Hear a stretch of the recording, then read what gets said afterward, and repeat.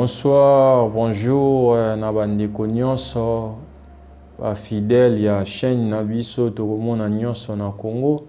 Bisika nyonso bozwami, bisika nyonso bozolanda biso, topesi bino mbote, topesi bino soki boza na journée mokolo molamu, soki boza na soirée, donc pourquoi elamu en direct na biso na plateau. Merci Kombo Mesano. Lelo toza na sujet moko tozui pona ndeko na biso na kombo ya Chancel Mbemba o tobengaka na Congo, tomesana kobenga na Congo Demidié. Donc c'est un peu ça. Notre frère qui est le défenseur central na équipe ya Olympique de Marseille, kuna évolué. Qui en même temps topé sabino ba nouvelle na ye topé sabino ezali ba actualité concernant ye et succès bolanda image to telibino to kutani après juste après cette image. Suivez ça.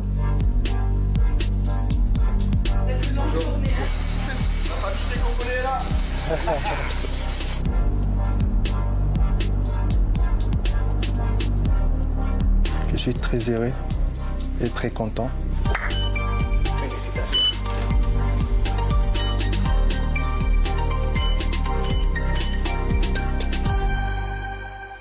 C'est chouette. Le soleil, les gens. On va profiter ensemble.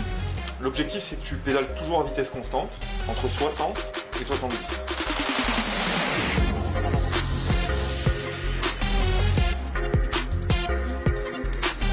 Allez, courage, encore 20 secondes. Allez, super. Merci. Rentre bien. Bienvenue chez nous. C'est avec plaisir. Il faut d'abord, je rencontre tous mes coéquipiers, les staffs, les coachs, et je suis pressé de s'entraîner avec tout le monde. Je vais prendre plaisir avec mes coéquipiers, pouvoir travailler à fond pour être en forme avec tout le monde. Tu connais tout le monde déjà, il paraît. Ouais, on a parlé hier. Il m'a dit, ouais, tu vas venir chez moi ou quoi? Moi, je dis pas de souci, t'inquiète. Tous les trucs, ça va passer bien parce qu'il faut être avec la foi. Je suis là, avec lui.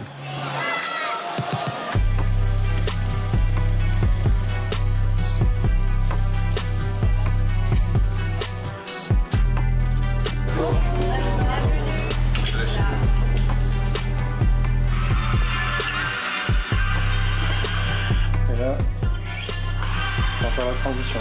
Donc, tu auras ce genre de plan à faire, juste ici. On va faire un premier plan, donc le plan de transition entre la vidéo et toi. Je dis merci d'abord à tous les supporters et c'est grâce je suis ici. On va faire tous les moyens possibles pour satisfaire tous les supporters. J'ai envie de voir tous les supporters, comment les chauds. Je préfère ça.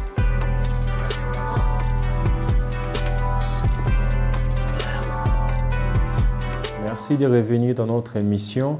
Otala ba image ya ndeko na biso oyo azosala ba exploit na kati na mboka ya France na Olympique de Marseille. Tomonaki dernièrement match abetaki classico babetaki contre Paris. Et en même manière oyo Chancel Mbemba akangaki Kylian Mbappé, donc tout le monde était content, tout le monde il a mis tout le monde d'accord. Il joue maintenant à football où ils allaient à haut niveau, à haut niveau. Donc, il y a Messi, Cristiano Ronaldo, donc Mbappé, Island, Sibor. Donc, c'est un peu ça.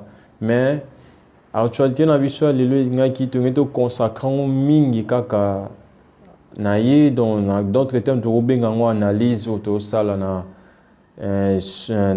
temps oyo tozo tourner nini émission na biso to meka koyeba ki Chancel même parce que mingi bazotala pe bayebi moi histoire moi mukete to relativement Chancel même baza une personne comme tout le monde congolais 100% abotami na famille baza au total à 9 personnes. Il fait partie parmi les 9 personnes wana a sali formation na ye otoki kobenga koyekola na domaine ya électricité où ezalaki soué na ya salaki donc c'est un technicien donc c'est un peu ça Et après cela, Chancel Mbemba a bandi kobeta na Congo, a passé par MK. Donc après un moment, a accueilli kobeta na Porto, na Belgique, na mboka ya Belgique. C'était en 2013. De 2013 à 2015, azalaki na Anderlecht, a évolué dans le club ya Anderlecht, première division. Kuna asalaki pas mal pe ya exploit kuna aye kolonga na Anderlecht aki ko signé na club ya Newcastle. De 2015 à 2018 a évolué dans le club ya Newcastle.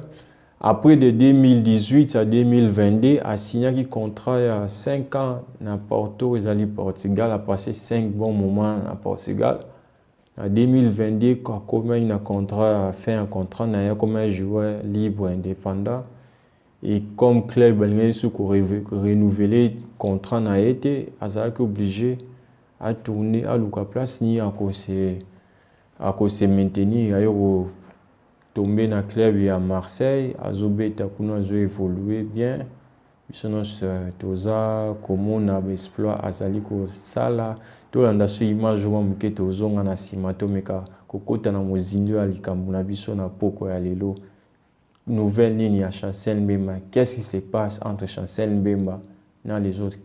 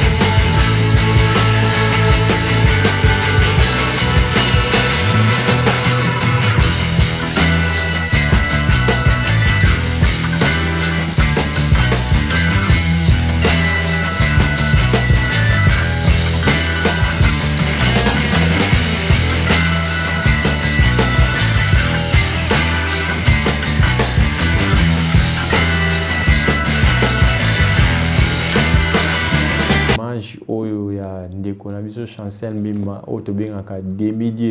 donc c'est un bon joueur, c'est un bon défenseur, donc il met tout le monde ok, de profiter de tout PC.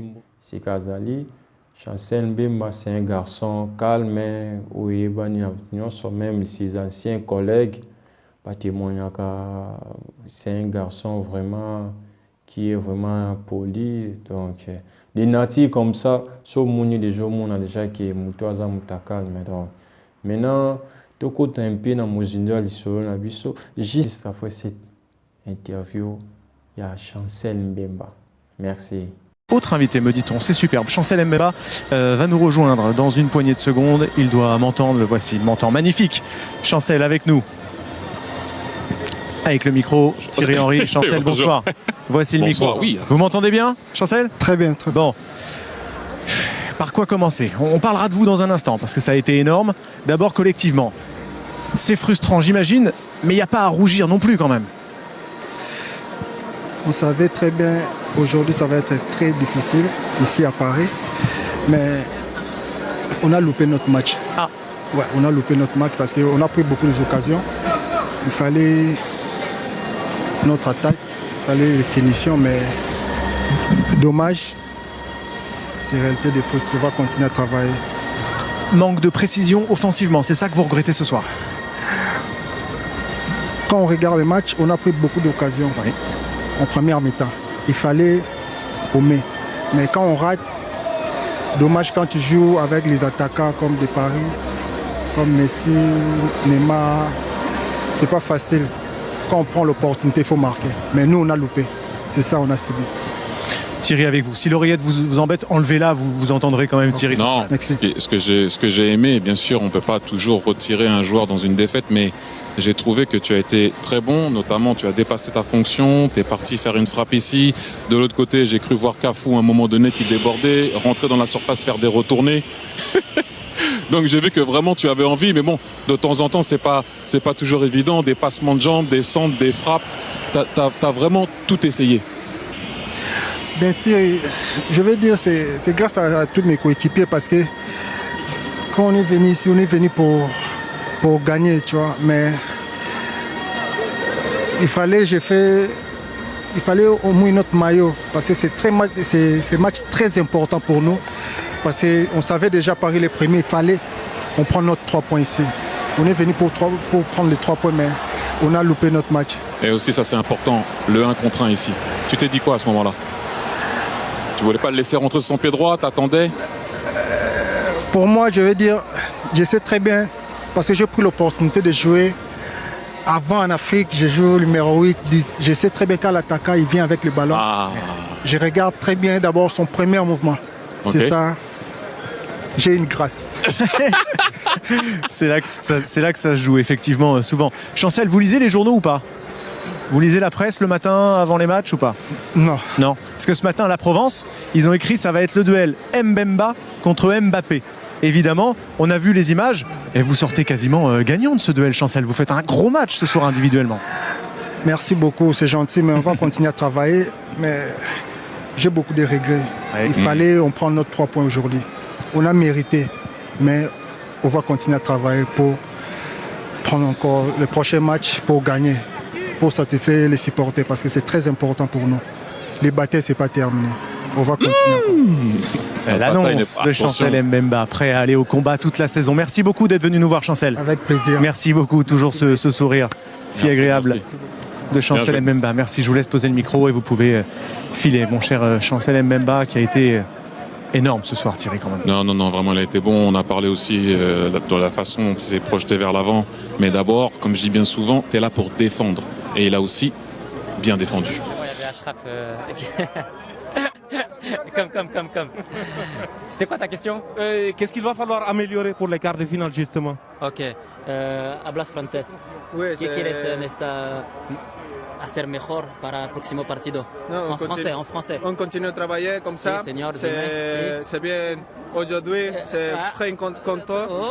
On continue à travailler. Comme ça, on nous dit merci à tout le monde, tous les Marocains. Ils supportent nous.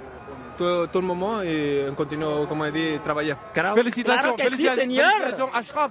Deuxième coup franc direct quand même, c'est quoi ton secret? Travailler comme ça.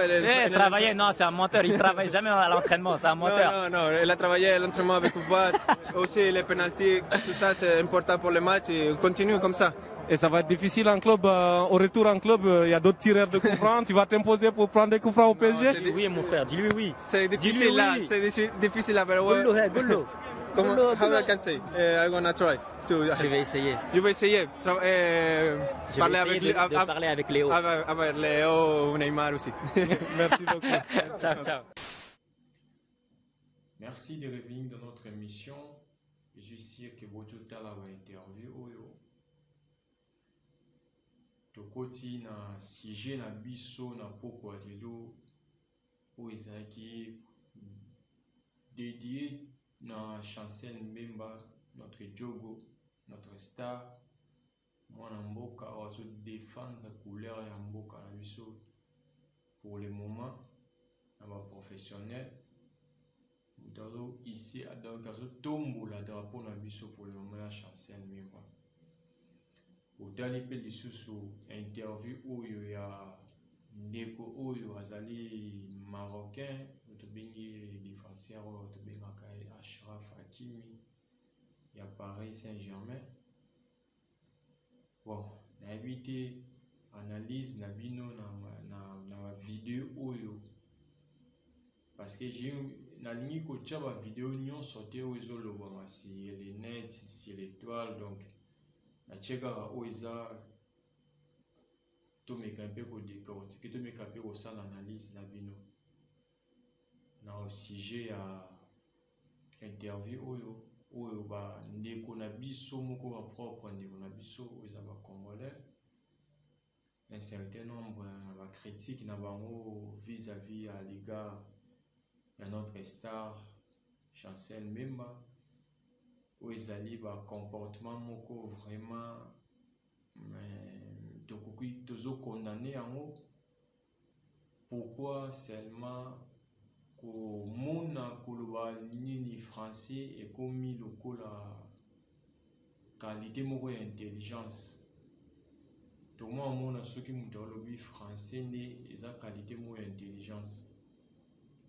Donc c'est regrettable vraiment, c'est comme si apparemment jusqu'à présent il y a encore des gens où bazaka ba dépendant bazana indépendant dans le sens ni. Donc c'est comme si on est toujours colonisé et pas ba colon parce que de voir ndenge kotala ndenge ozomona bazo dénigrer ndeko na biso na ba page na bango na Facebook na banini ezosala vraiment mawa ezosala vraiment souci vraiment pourquoi tokokoma tina niveau oyo totali Achraf Hakimi bango mpe baza pays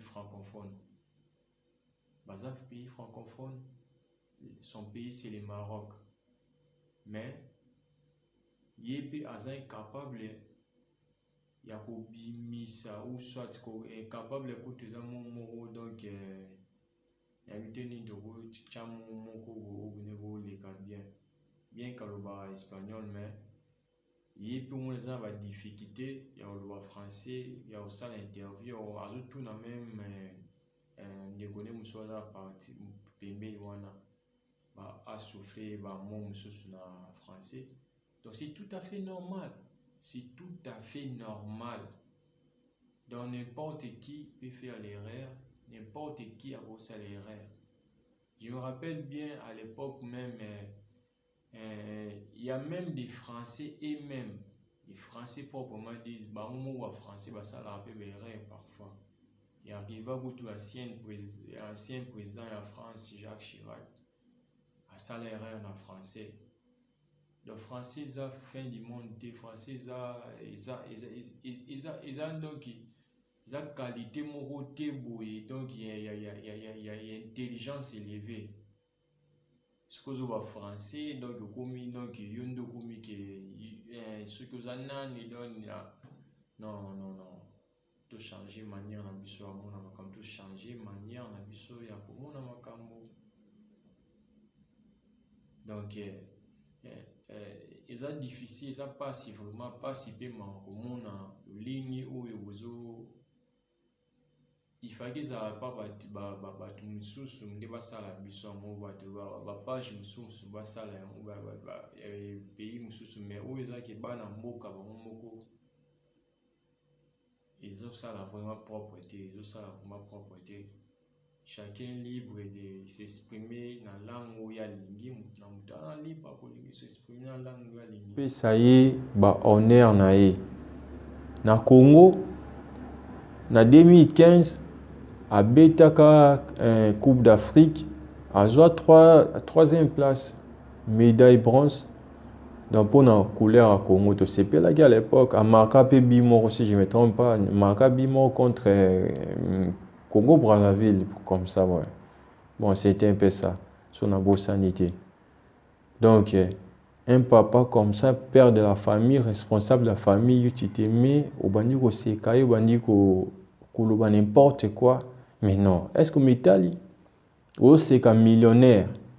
Ou c'est qu'un millionnaire? Non, il faut tout changer manière na biso amona makambo. Tout changer manière na biso amona makambo. Français ils ont français en premier lieu. Ils ont bisoté, ils ont français. Si tu le bien, si tu le bien, tant mieux. Si tu le bien, donc il ne faut pas qu'on vouloir mutu. On vouloir mutu pour au kitisaye au baisser niveau pour na erreur mo beto gaffe moko boye ya mi balé to misa to sala ki. Non, c'est pas ça. Il faut quand même tout changer. Tout changer vision na biso mona makambo. Surtout dans les zones francophones. Zone francophone en Afrique, peut-être faut aujourd'hui temps peut-être que il faut aujourd'hui temps pour comprendre que au monde que makambo yo kanisa peut-être ça bon côté ta si omona ke boye bango kuna baloba français bango nyonso eza pe bongo te eza mamboka ebele pe na Afrique wana donc a français ba pays francophone mais ebele balobaka yango te ebele balobaka yango te donc ya biso ekoma donc sujet moko boye donc omona ko seka ko nini non on est fier, faut être fier dans notre langue. Toi la langue, tous en langue na biso 4 langues nationales. Sur le langue des 4 langues nationales, na yon déjà faut être fier de ça. Si on a sali na gafé na français, na gafé na anglais, na gafé na Portugal. Tant mieux.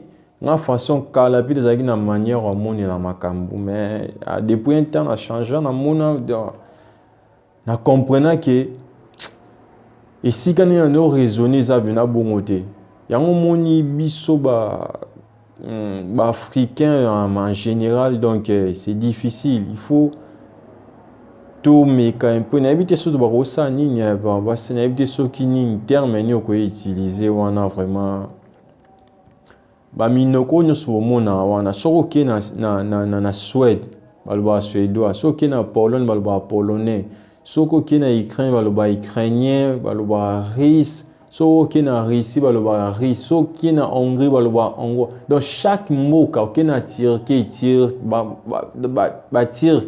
balba turc donc na soki na nini na wapi okende okutaki balobaka ba langue na bango soko epi na Afrique okebo okuta ba zone arabe bango nyos baloba ba arabe na bango nan mwana ya liboso nan français ya na deuxième position baloba na ba arabe na bango wana nan donc tous en langue ba langue na biso so asali erreur na lingala ouais soko za na droit au seka peut-être au seka mais vous avez sali erreur na langue où ils ont ça va pas il y a vraiment n'habiter vraiment il faut tout changer ba congolais aza mwana mboka mwana na biso soki biso to défendre ete muso défendre ete mutu mususu ko défendre ete soki biso to biso nanu moko nanu ava fo biso mo to banda nanu mais soko monde déjà que page nanu ya ba congolais bazu ba exposer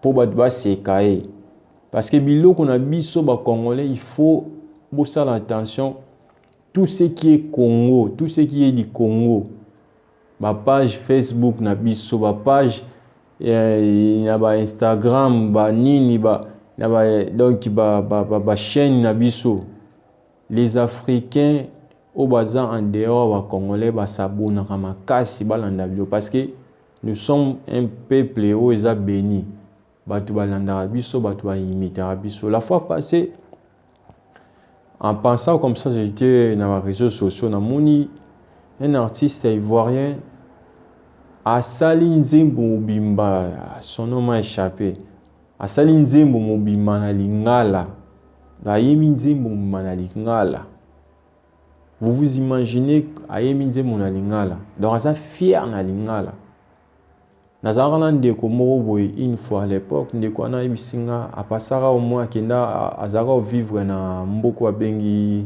na Benin a passé pas mal des années là-bas à cela si c'est 5 ou 4 ans si je me trompe pas comme ça na Benin azobeti langa lisolo ibisinga mo soki na Benin na Cotonou il y a des écoles ba centre de formation batu ba kenda ko yekola lingala ba centre de formation ba kendo yekola lingala na ba centre wana donc ils ont langue na biso faut valoriser moi-même donc par là na profiter kutu na pesa les demi-dieux conseil kutu demi-dieux si papa aux obligés te oloba français kaka donc aux obligés te bazan na pour ça na yo à chaque match fin un match bazolo interview et pas na yo conférence de presse coach azomema boge ça interview aux obligés te ka oloba français donc loba lingala bango ba luka interprète tant ba luka interprète wana ba luka pe ka ndeko na biso congolais ou peut-être ozoapi musala na nsima na yo en même temps langue na biso se promouvoir parce que tant ba match ba Ligue des Champions betama ba journaliste ba étrangère bazara ne belé donc ta langue ni lingala donc c'est un peu ça obi un vrai ambassadeur donc c'est un peu ça biso il faut tout le complexe ya ba biloko on a ba français mabe donc muto ba français mabe ndiaza illettré soit ça bourrique non tout le monde ba complexe wana donc bolanda sur interview oyo ya ndeko na biso oyo pesa joueur belge tolanda tokutani na nsima. À quel âge avez-vous arrêté l'école? Moi, j'étais à l'école jusqu'à 18 ans et après j'ai un diplôme et après à 19 ans j'ai essayé d'être à Gand, j'ai fait les études mais après 2 mois j'ai arrêté parce que je devrais m'entraîner 2 fois par jour. Moi aussi, 18, j'ai eu mon diplôme, après j'ai choisi... Quand même notre diplôme c'est bien hein? Ouais, c'est important, c'est important. Mais qu'est-ce que si tu n'aurais pas été joueur de foot, tu aurais étudié quoi? Ouais, je sais pas pour le moment. Normalement, je devais faire quelque chose à Harvard cette année, mais j'ai annulé. Je vais faire... À Harvard? Ah oui? Putain. Pour business. Ah oui? Mais félicitations, c'est bien. Hein? Merci de revenir. Bino mon boti gomona, boti côté la vidéo. Wana kudaza belge. Aza belge d'origine. Mais comment, à tel point, de quelle manière aussi, Aza difficulté à s'exprimer en français. Donc, nous devons changer les manières de voir les choses. Donc, au moment de Brenne, en français, à l'aise en anglais. Par là, il y a tout ce qui est tout le bani, tout le message qu'on sait qu'abatou. Tout ce qui est donc, toujours temps à réflexion, toujours temps à raisonner malin ou tout mon amakambu, pas comme l'ingénieur Sokaka. Ashraf Hakimi, il y a un pays francophone, mais en français, vraiment, on a deuxième position. Parce qu'ils sont fiers d'abord dans la langue arabe.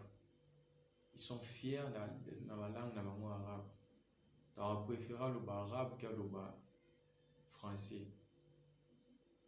Mais chez Bissot, ils ont le contraire.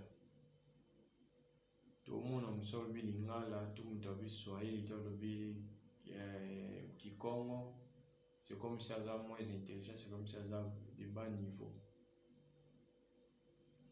Le monde demande de quelle manière tu peux perdre la racine à Bissot. Tu peux perdre la racine à Bissot. L'arabe s'exprime dans la langue arabe, c'est d'abord la langue officielle.